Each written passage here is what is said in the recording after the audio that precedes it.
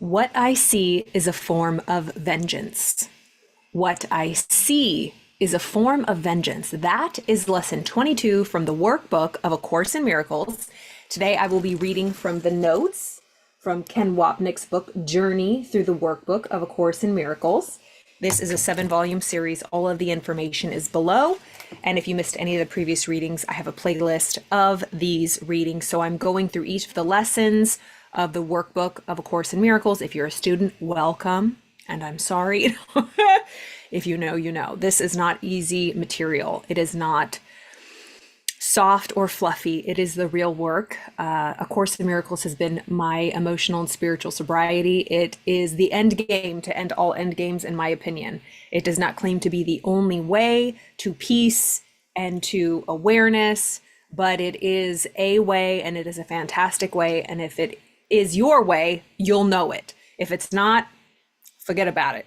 You don't have to force yourself, but many of us have started the course and we have wanted to throw the book out the window. And yeah, it takes a while to get into. It's like a really good show or a really good movie, a series. Like you're like, just stick with it. I'm sure like the first couple episodes, you're like, what is this? But I guarantee it is worth it if you feel called to it. So let's continue lesson 22. What I see is a form of vengeance. This continues lesson 21, which discussed anger and attack, specifically that there are no differences among their many forms, from annoyance to rage, for they all conceal the thought of separation and victimization.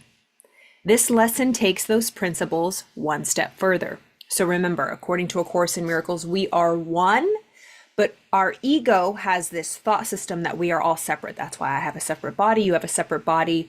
Everything in this physical universe that has been projected from our mind is a world of duality and separation, which is 180 degrees from the thought system and the true reality of God, which is pure oneness. It is extremely important as we proceed to keep in mind the impossibility of being in this world without attack thoughts. If the world is made as an attack on God, as Jesus says much later in the workbook, to prove we are right and he is wrong, and if we identify with this world and the body, we are an inherent part of that thought system of attack. So again, basically, if we are here and we have a physical, individual, separate body, we are completely in the thought system of the ego. If we were enlightened masters, we would cease to exist. We would poof. We would be in the oneness of God. Therefore, the very concept of individual existence entails attack, if not murder, because in order for there to be existence, God had to be destroyed. Consequently, it is impossible to identify with the body physically and psychologically without sharing the entirety of the ego thought system. Of the many words that encapsulate the ego, attack is certainly high on the list. Again, if you didn't believe me in the intro that this book is heavy hitting, this has us look at things, number one, we're not ready for, number two, we're in complete denial about, and number three, they're so not even subconscious, they are unconscious, they are deep, deep in the caverns.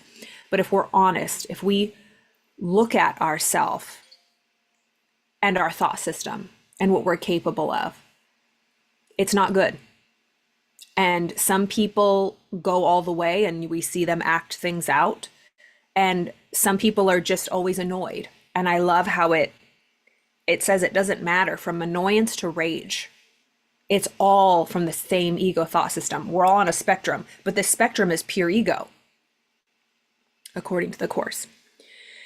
So he's saying, consequently, it is impossible to identify with the body physically and psychologically without sharing the entirety of the ego thought system. Of the many words that encapsulate the ego, attack is certainly high on the list.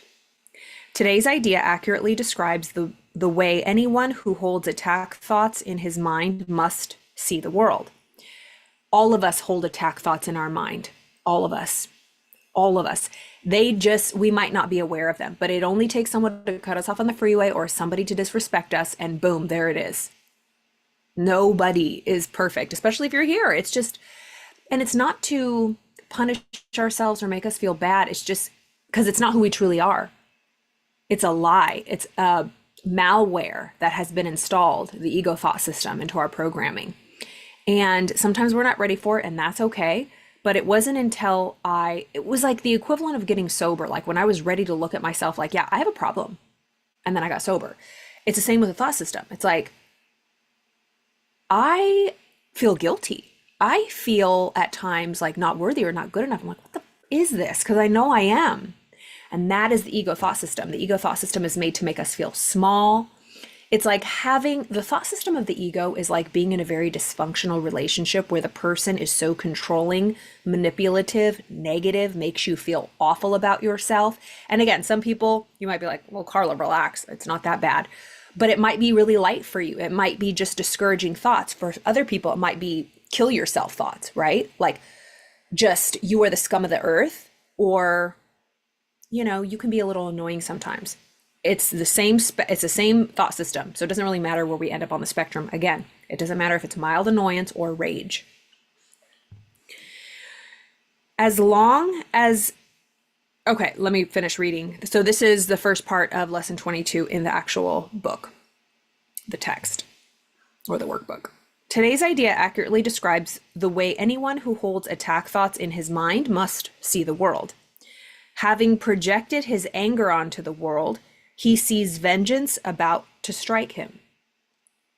As long as there are attack thoughts in our mind, we must see the world about to take vengeance on us. The second sentence, which is a classic description of projection, provides us with the reason. We all harbor attack thoughts because, again, our individual identity is based on it. Let me read that again. We all harbor attack thoughts because, again, our individual identity is based on it. Given its origin, if I am to exist, then God must be destroyed. Because if I am to exist individually, I have to cut off and kill the part that I'm a part of. I want my own. It's like the traditional prodigal son story of we are at home with our father, the king who has everything, right? We are one, we are protected, we have everything we need and more, but we want to go off on our own. I want to do my own thing. Give me my money. I'm going to go off. So then the prodigal son goes off, squanders the money, realizes, oh, this is not a good idea. This is really not working. It was fun while it lasted, but now I'm just in pain and this is not cool. I need that connection. I want support. I want to feel protected and taken care of. And I have that, and I ran away from that. So let me go back. And the father was not mad at all. The father's like, throwing the biggest celebration. So that's what A Course in Miracles is saying metaphorically. Like, our experience here in this physical universe as individual bodies is our running away from where we were. Why would we do that? Why would we do that? Well, we didn't, according to A Course. We're dreaming we did. I know it's wild, y'all. It's wild. It's wild. It's wild. It's wild.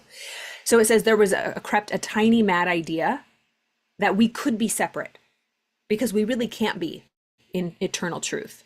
We're just imagining we are. It's like one big nightmare, to be honest. Sometimes the dream can be a little nice, but let's be honest.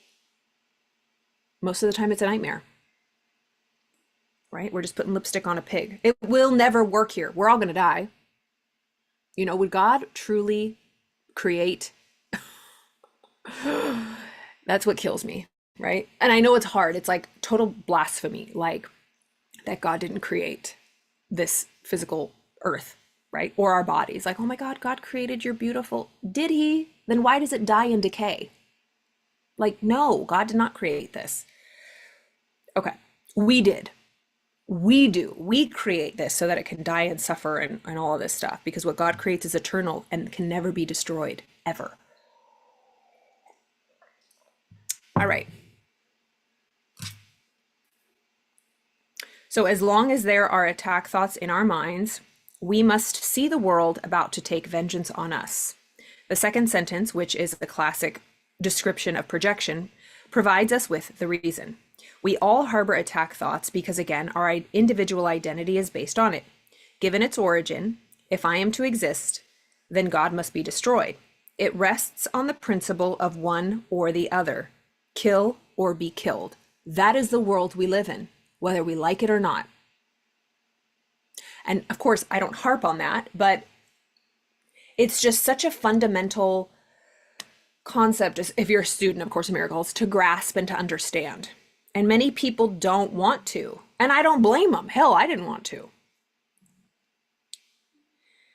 Okay.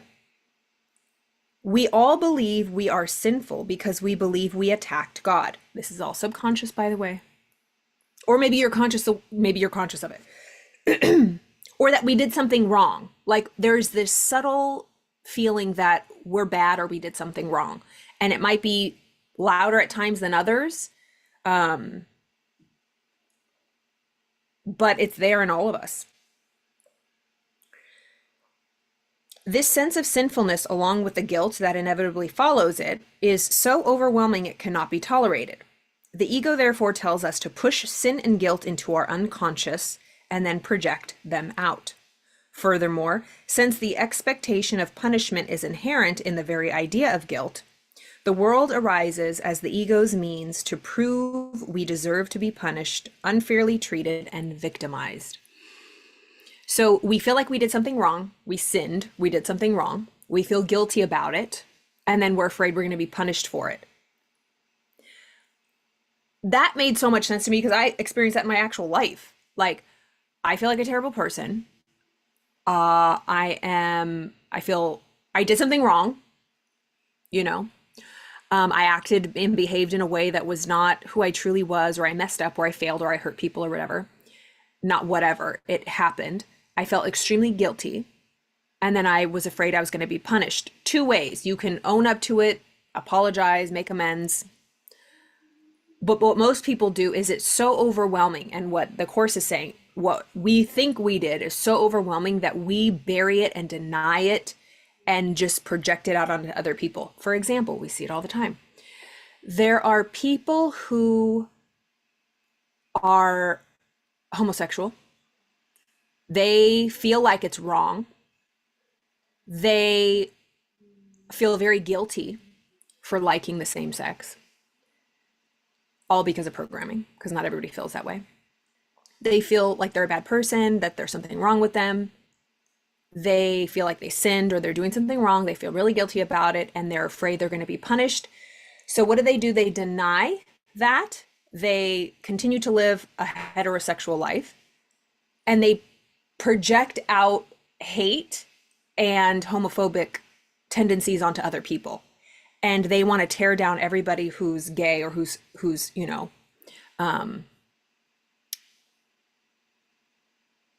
homosexual, to deny what's in them. We see it often. And that's just one example, but that's a common example, unfortunately. So it's like people who secretly harbor something that they are in denial about, and then they outwardly hate it. Yeah. Okay. So this sense of sinfulness, along with the guilt that inevitably follows from it, is so overwhelming it cannot be tolerated. The ego therefore tells us to push sin and guilt into our unconscious and then project them out. Furthermore, since the expectation of punishment is inherent in the very idea of guilt, the world arises as the ego's means to prove we deserve to be punished, unfairly treated, and victimized. Conception and birth is then seen as proof that we are the innocent victims of what other people have done to us. I've gotten to a place of that, like, I didn't ask to be born. I didn't ask to be here, right?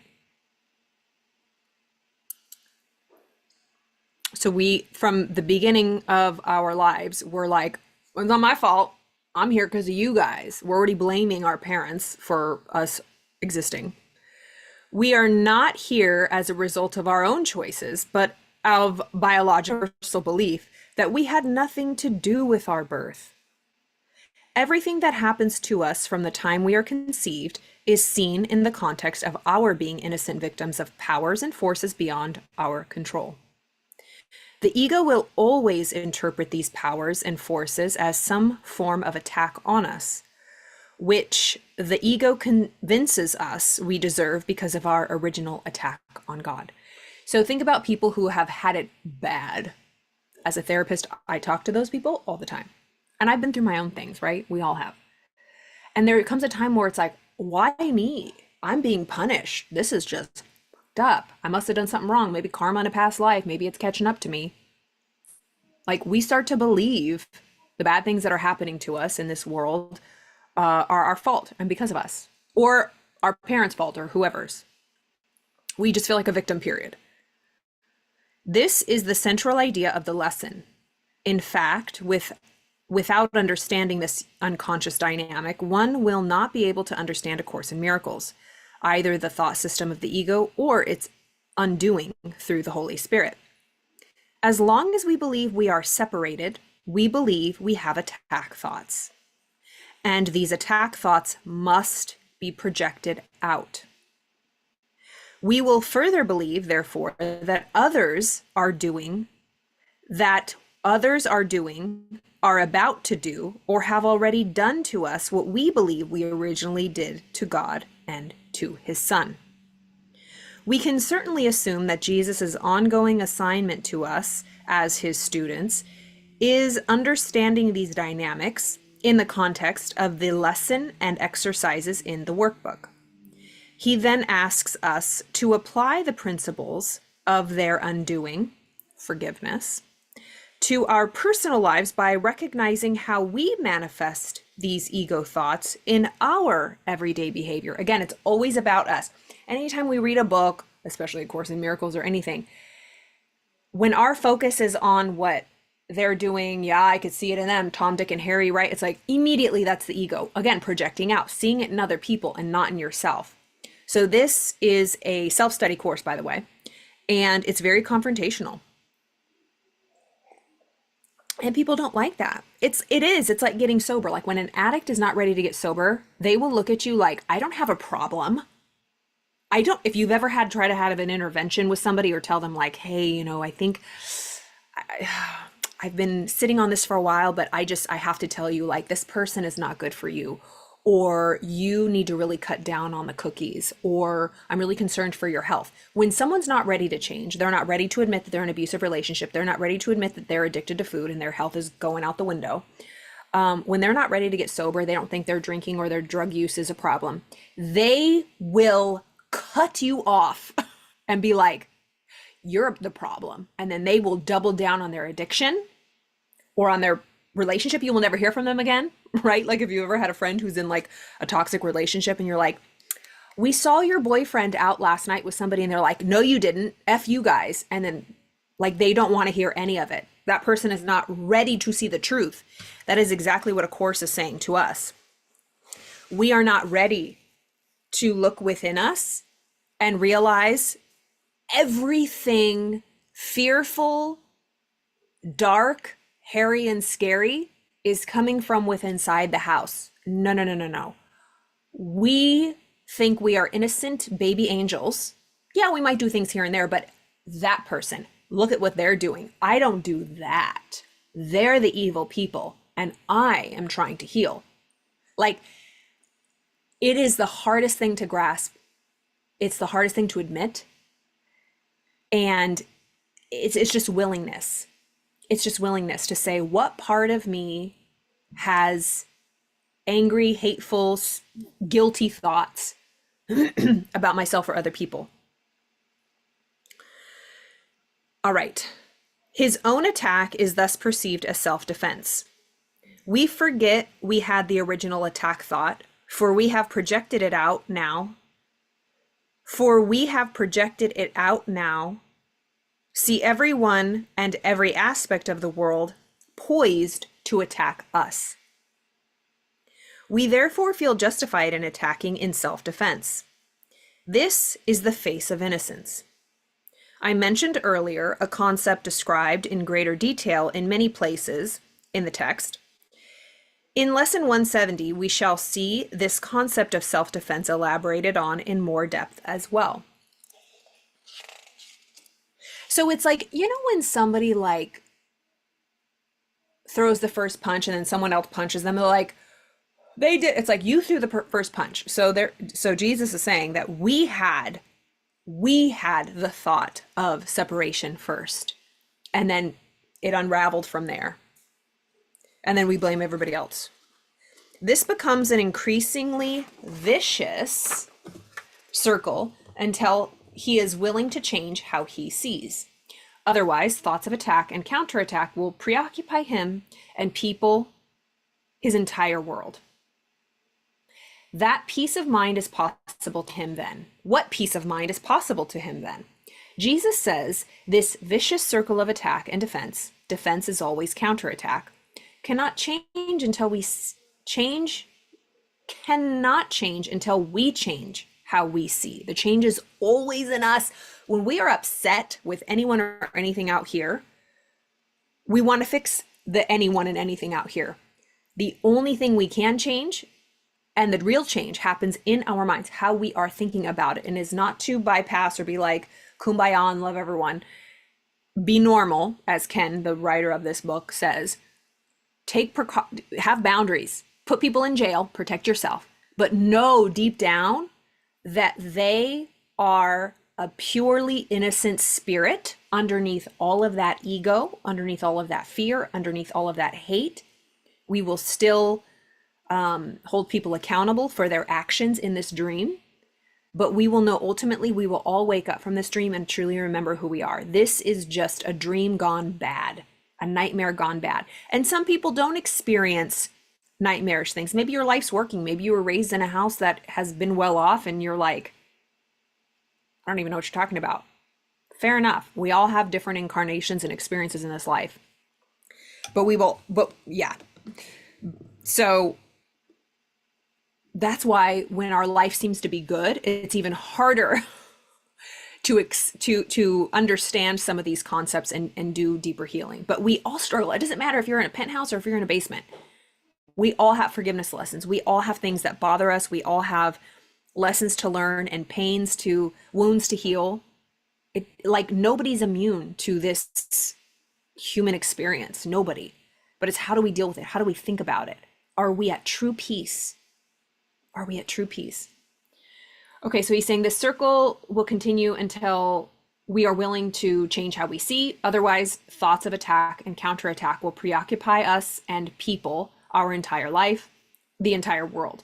What peace of mind is possible to us then? Jesus says this vicious circle of attack and defense is always counterattack, cannot change until we change how we see. This means changing how we think, because perception and thinking are one. I love this. So when anyone is saying, change the way you see things, they're not saying change the way you see things, because that is the ego. Like, I see children starving. I see somebody murdering someone. Change how I see that. That's like, don't be an idiot, right? Change how you see that? No. Change how you see means change how you think about what you see. It all starts with thought. It all starts with thought. So change how you see. This means change how you think, because what you perceive and how you think will determine what you see. Yes, I see somebody attacking someone, but I see a really fearful, angry, dark energy taking over this innocent child of God. Because especially if you come from a Christian denomination, like you believe that God created us all, Jesus loves everyone, no matter what, or is it conditional? Well, Jesus loves everyone but Hitler. Jesus loves everyone but Charles Manson. Like, it's all or nothing. Like, where do you stand? And I think this is why people have such a hard time, myself included. Like, what the hell? Like, how do you reconcile what happens out here? Like the bombing of innocent children. Oh, God must have a reason for it. Really? No, God isn't doing any of this. We are. It's the ego gone mad. It's belligerent. It's not our truth. This is a nightmare. This is not reality. This is not the This is not the real world. This is an illusion filled with a lot of darkness and light sometimes, and we just focus on the light and we say, oh, it must be a reason for it. No, the reason is we're fucking mad. We're insane. Like, yeah, like I don't, everybody is on their journey, but like for me, when people answer questions of like, this is a beautiful world. Listen, there's things in this world that are beautiful, but I love how A Course in Miracles says it. But the beautiful babies and the flowers, the babies and the flowers aren't beautiful because they're babies and flowers. They're beautiful because we have beauty in our mind and we're just projecting the beauty and the innocence onto those things. Because the same beautiful baby was Hitler, right? The same beautiful baby was Charles Manson. Until what happened? Darkness, ego, all these forces set in to drive them to do, God forbid. So it's all or nothing. Either God created this all or God created none of it. And I don't know how people reconcile, and I'm talking to myself, right? Like the way that I was raised, and you feel like you've been tricked. And still to this day, people can't answer questions like, well, why would God do that? The answer is God wouldn't do that. Why would God let this happen? God wouldn't let this happen. It's not happening under God's watch. It's us. And so the kind of like anger or irritation I feel is that like waking up to the abuser in my mind. Like, I believed the lie. I believed the ego that God created this and we're being punished because I'm a bad person. So I hope you're understanding what I'm saying. And if you're not, I don't blame you. You can flip this off. It's not easy. So this means changing how we think because perception and thinking are one. Ideas leave not their source. That is a core principle in A Course in Miracles. Ideas leave not their source. When you have this is so good. When you have an idea, thoughts don't leave their source. Ideas don't leave their source. When you have a judgmental thought about someone else, it don't leave you. It bathes you. You're just doing it to yourself. Again, we are all one. So what you think of a brother, what you think of anyone is really coming back to you and hitting you back in the face. So it behooves us to see each other in the best we can. And again, just like I said, like if someone's attacking someone else, I will call the police, we'll put them in jail. But my thoughts about this person is not in their right mind. This person is insane. They are not inherently a bad, evil, terrible person, because if that's the truth, then so am I. Because we're all one. My subconscious mind does not know there is anybody else. Neither does yours. There's only one mind. There's 8.5 billion brains. There's only one mind. We all share the same mind, whether we like it or not.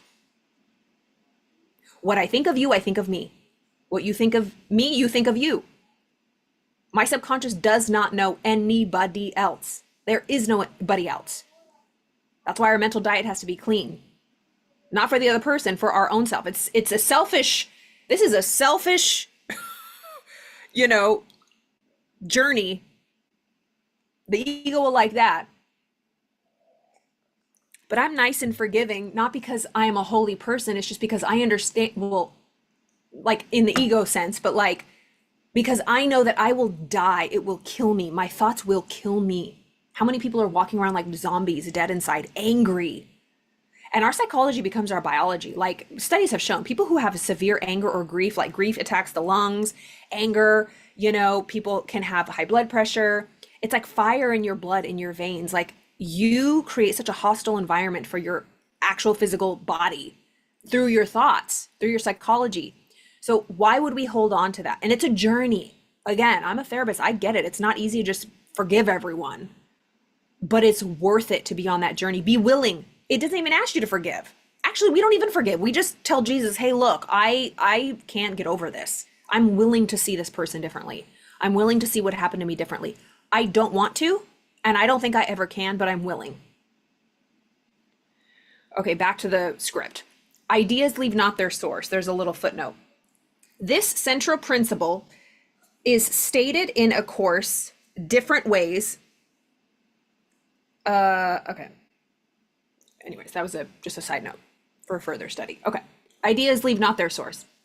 What we perceive outside is simply a shadow of what we first perceived and made real in our minds.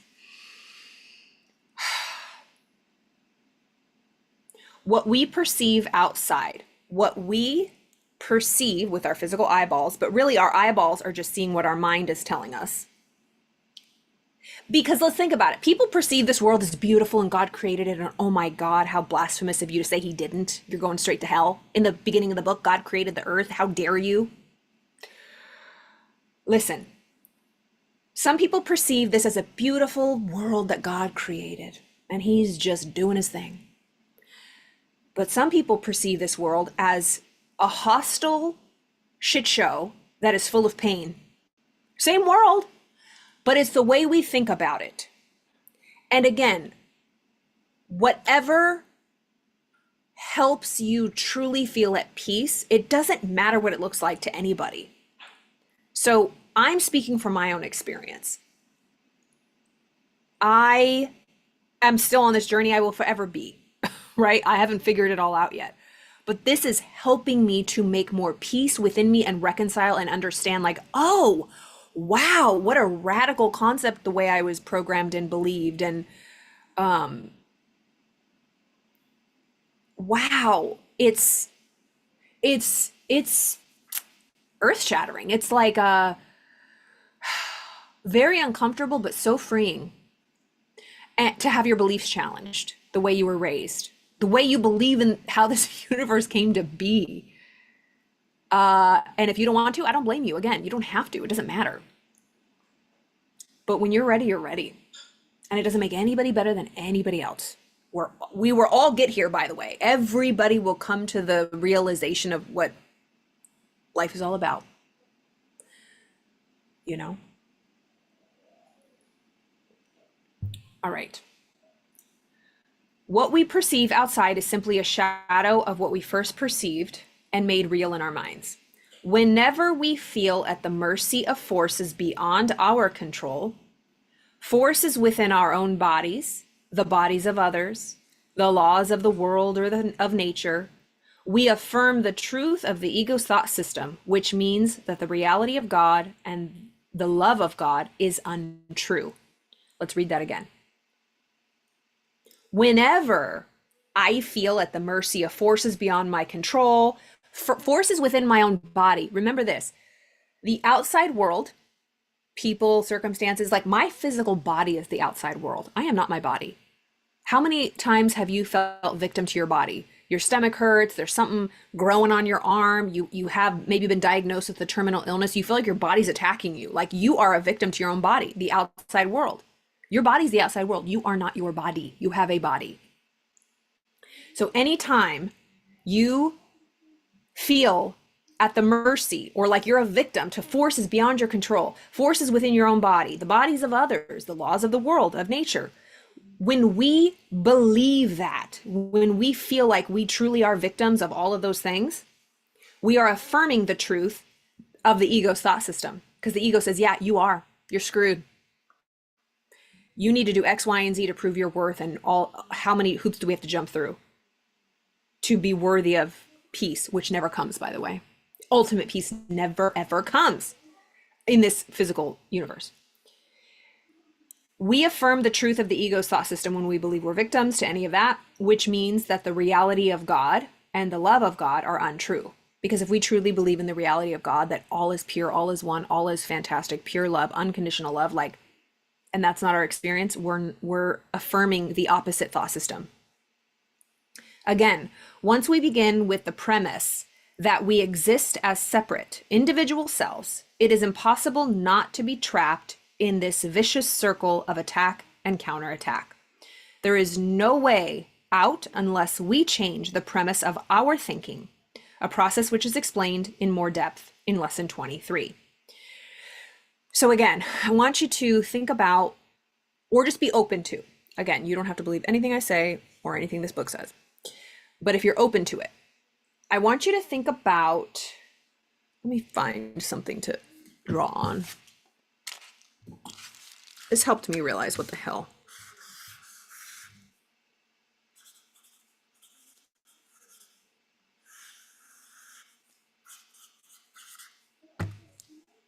Okay. Think about the universe. Did I spell that right? The universe, infinity, everything, everything, every galaxy, every single thing, the infinite universe. Infinity is an idea, by the way. Infinity. This is our experience right now. This is a world of duality. Then there's God. God is oneness. God has nothing to do with this. He cannot, because God is one and whole. Once God enters here, he would cease to be God. This is a world of duality. God is oneness. Two cannot reconcile. They are mutually exclusive states. We are either with God or we are in this universe. But what we try to do is we try to bring God into this universe. But the Course in Miracles is asking us to bring the universe to God. I have written here, we must bring illusion, which is our experience here, to truth, which is God. But what we try to do is we try to bring truth to the illusion. We try to bring light to the darkness. But what A Course is asking us is to bring the darkness to the light. We try to drag God. We try to spiritualize this physical universe and our bodies and everything in it. We try to make it holy. We try. But if you're honest with yourself, it never works. Because we all end up dying and decaying. This is eternal life. Nothing ever dies and decays. So the ego, the world, and illusion, we bring to God, the Holy Spirit, to the truth. And we don't like that. The ego doesn't like that. We don't want to look at darkness and bring it to the light. We want to bring the light and focus on the light and everything positive and bring it to the darkness. Because we do not want to look at the darkness. We want to just bring light on it. We just want to put light on it. But if we are willing to see the darkness and admit, not stay there, not camp there, and not, beat ourselves up with it, but say, yeah, I have this darkness and I bring it to the light. Not, God, I love you, light, light, light, let's bring it to my darkness. If that makes sense. It's like, you have to acknowledge the darkness before you can bring it to the light. But if you just bring light to the darkness, you are not acknowledging, you just kind of trying to dispel it and put lipstick on a pig. The best way I can describe it. Okay. Again, so it says, once we begin, whenever we feel that at the mercy of the forces outside of us, we are, strengthening the ego's thought system that we can be victims. Again, once we begin with the premise that we exist as separate individual selves, it is impossible not to be trapped in this vicious cycle of attack. Okay. It is from this savage fantasy. I love the words. A Course in Miracles holds nothing back. And A Course in Miracles is the voice of Jesus. So Jesus is saying, it is from this savage fantasy that you want to escape. It is not joyous news to hear that. It is not real. It's not joyous news. It's scary news. It's like, what the fuck news? Is it not joyous news to hear that it is not real? Yeah, that would be joyous news to hear that none of this is real. Wouldn't that be joyous news if you lost someone? If you have a terminal illness? If you are in the most pain in a war-torn country, wouldn't that be joyous news to hear that none of it is real? Ultimately, again, not to bypass what we're physically going, when we're in the nightmare, when we're in the dream, it's real to us and we're not going to deny that. But to know in the back of your head, like, have you ever been in a nightmare or woke up from one and you feel like it's so real and then you realize, oh my God, that was just a dream. Was that just a dream? Like, you have to really get out of that deep sleep because the dream was so real. Like, so real you were about to call someone and apologize for something you just did in the dream. Like, that's what A Course is saying. And it is not asking us to believe this. Jesus is saying, I know this is wild and you won't get this. And I don't expect you to, but just be willing. That wouldn't it bring you joy to know that Nobody could truly ever die. Nobody could truly ever get sick. Nobody could ever truly decay and die. That is true reality, God's reality. This is a terrible, the realest dream we've ever had. And again, we're not supposed to walk around and say, well, I have cancer, but it's just a dream. Or you're at a funeral, like, it's okay, it's not real. They didn't really die. Like, no, you're normal. You mourn the loss of people. You're in the dream. So don't try to pretend that you can bypass or be spiritually above it. If you can, fine, but like, you probably won't be popular. You know what I mean? Like, you're not going to be relatable, but just know you can cry, you can be here and experience it, but ultimately know the truth that this too shall pass. None of it is real. Ultimately, none of it is real. And that can bring a peace. What is that? Like a peace beyond. And that's truly people who are enlightened or like close to it. They just have this peace about them. Nothing moves them. They remain unmoved. They will still cry when their friend passes. Like there was that story of the two monks, I think, walking. And one of the monk's friends dies and he's crying. The older monk is crying. And the young monk says, why are you crying? This is an illusion. He goes, because I miss my friend. He knows it's an illusion, but still he misses his friend. It's okay to be human and normal because that's what we are experiencing. So it's not to like be a ding dong and be like, oh, this is just a dream. And like, you know, because this is very real to us. So Jesus is speaking to us in the state that we are in and understands. So it is from this savage fantasy that we want escape. Is it not joyous news to hear that it is not real? Yes, it's very joyous news, but the ego says that's blasphemy. You're telling me this is not real. You're telling me my experiences wasn't real. I just buried my loved one. You're telling me that's not real. Yeah, Jesus is saying, ultimately, it is not real. This is just a continuation of the nightmare. You will continue to cry. You will continue to mourn, do everything you have to do, be normal, but no, ultimately, just like if you were dreaming. Sometimes we are aware in a dream, like, oh, I wake up from this dream. I know this is a dream. And then we wake up, we're like, fuck, I'm glad I got out of there. But again, if you've ever had a dream so real and you wake up and you're like, so relieved. Oh my God, that was just a dream. What a trip, man. Can you imagine? It's like Inception, that movie Inception. I have to watch it again. I really don't remember it, but it's like a big game of Inception, this experience here. Okay, so he says, is it not joyous news to hear that it is not real? It is most definitely not joyous news if you still believe you exist and are important, not to mention special. As long as you cling to your individual identity, it is not joyous news to be told that you could escape from this. This explains everyone's resistance to these lessons, both in understanding them and certainly in applying them, not to mention resistance to what the text teaches. It would be extremely helpful as you go along to identify how much you cling to yourself and the conviction you are right. It would be extremely helpful as you go along to identify how much you cling to yourself and the conviction you are right. Like we all want to have peace, eternal peace, God, go to heaven, but we don't want to die. We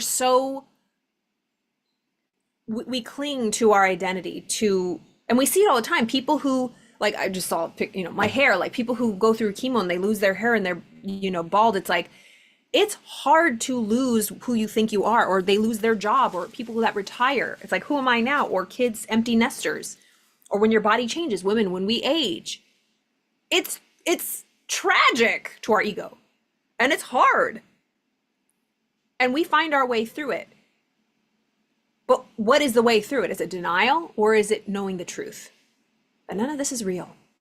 None of this is real. So no, our egos say, no, it's not joyous that it's not real. Are you telling me I'm not real? Like, we think we're special. We think we're individual and we are meant for something very, very special. And it's just a matter of time. That's total ego. This explains everyone's resistance to these lessons, both in understanding them and certainly in applying them. Not to mention resistance to what the text teaches. It would be extremely helpful as you go along to identify how much you actually cling to yourself. Earlier in the earlier lessons, if you saw like lesson 1 and 2, it's like one of them is like this hand means nothing. This cup has no meaning. This hand has no meaning. And we think that my hand has a lot of meaning. Yes, my hand has a lot of meaning. And then our spiritual ego can come in and say, no, I understand. This hand has no meaning. Oh, really? Let's chop it off. And you're like, no. Right? It's like we defend. We are not ready to go there. Fair enough. And Jesus isn't asking us to. He's just saying, change your thought about it. He's not saying you have to give up and like, be an ascetic and deny the body. He's just saying, just know it's not real.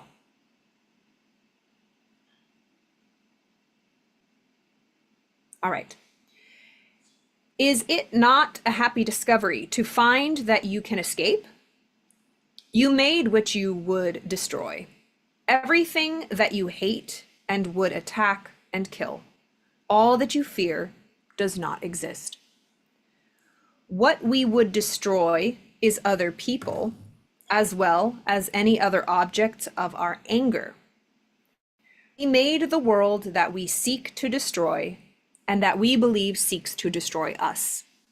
Everything we hate, would attack, and kill is part of our savage fantasy, the purpose of which is to prove our existence, but that someone else is responsible for it.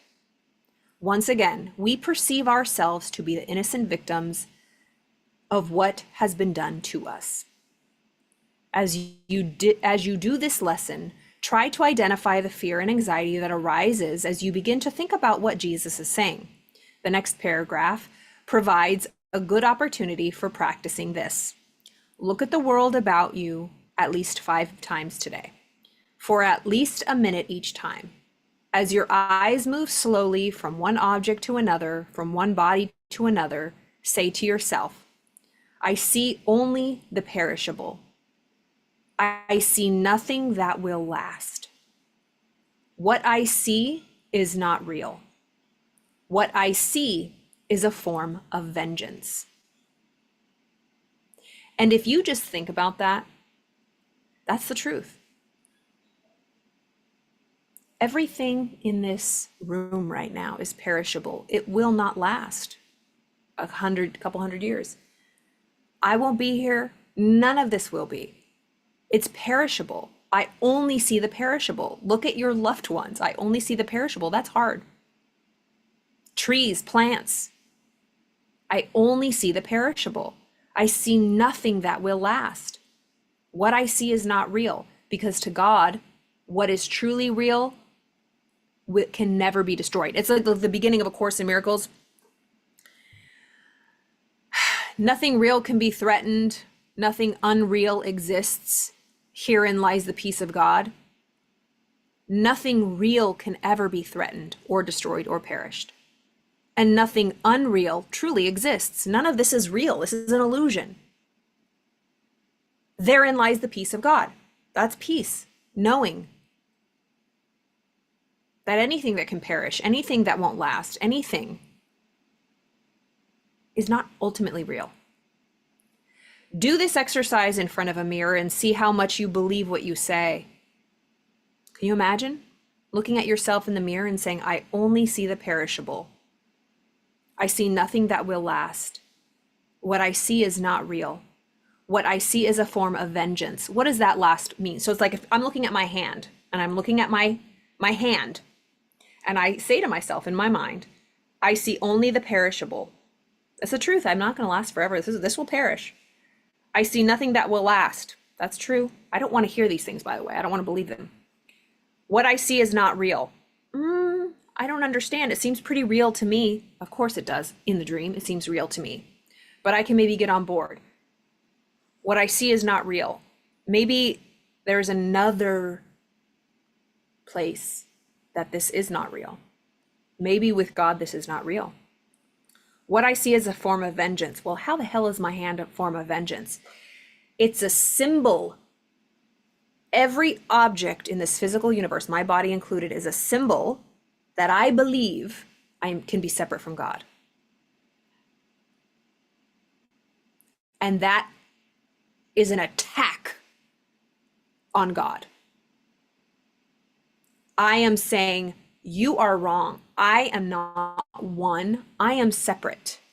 I am individual. You're over there. I'm over here. So as A Course in Miracles says, every body is an attack thought. And so how do we see another person as a Holy Spirit, one with us, and they have a body, right? That's what they're asking us. Don't be a ding dong. There are bodies out there. Ooh, I was just sharing with a friend the other day. Well, how are we normal in this world? Like seeing everybody with love, truly, as the spirit, the pure, innocent spirit that they are. Well, Carla, then I can be attacked. I can be, protect yourself, be normal. Believe that everyone is a pure, innocent child of God, but don't trust their egos. Have boundaries. You can love them, but don't love their egos. It takes an ego to see an ego, by the way. So have your boundaries, think of them, see them, bless them, but you don't have to go to lunch with them or engage with them. Because what that is their ego. Don't trust anyone's ego. Love them. There's many people that I love and I can't interact or be around because my ego doesn't like their ego and it's my work to do. Or they can be harmful to me or whatever.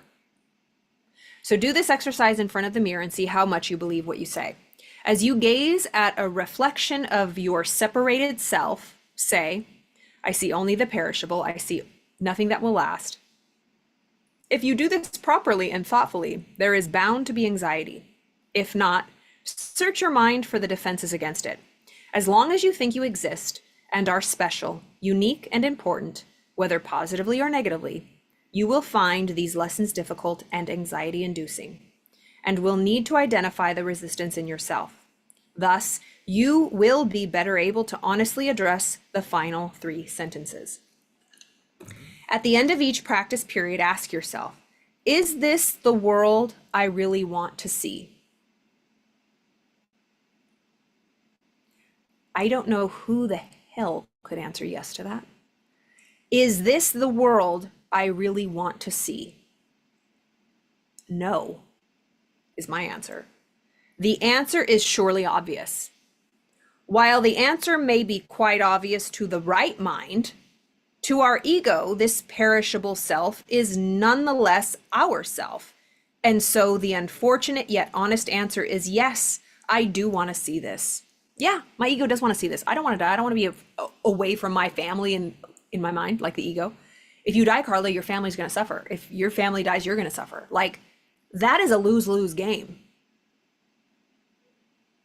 So is this the world I really want to see? The ego says, yes, this is the world I really want to see. Yes, this is the world I really want to see. But our right mind, the whisper says, no, this is not the world I want to see, but I don't get it. I don't understand how this couldn't be me. Everything seems so real. That's okay. So the ego says, yes, I do want to see this. But again, we are still to quote Psychotherapy, Purpose, Process, and Practice. That's a little pamphlet in the course. At the very start of the beginning stage of the first journey. Yeah.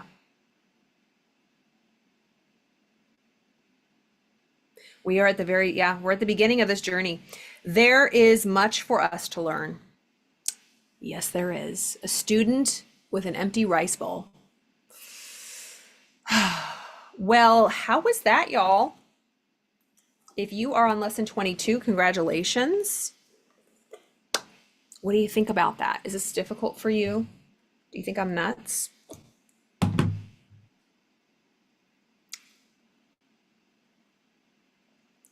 All right, we'll continue lesson 23 next time. Leave your comments. What do you think about that? Have a beautiful day.